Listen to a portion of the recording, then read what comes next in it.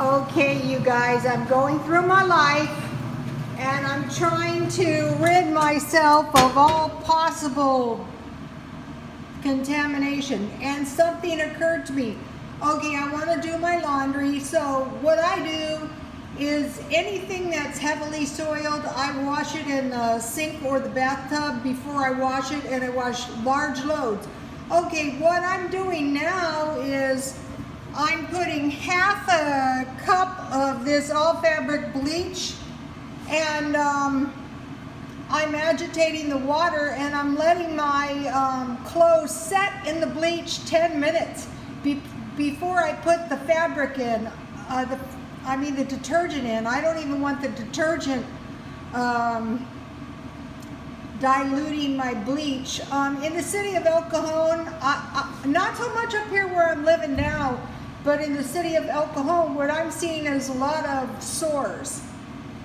All kinds of nasty looking sores, most likely staph. And I told you, I actually knew a couple of people that got bed bugs. So one of the best ways to prevent that is to be very careful with your dirty laundry. You know, keep it in garbage bags. In a garage would be better. And then, carefully wash your clothes to make sure you're getting them good and clean. So, okay, you guys, I'll be back to put the detergent in, but I want my clothes sitting 10 minutes in the bleach first. And I wash my clothes on hot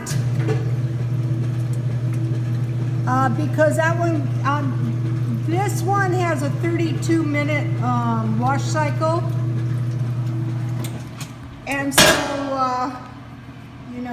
that way I know my clothes are being bleached before I start washing them.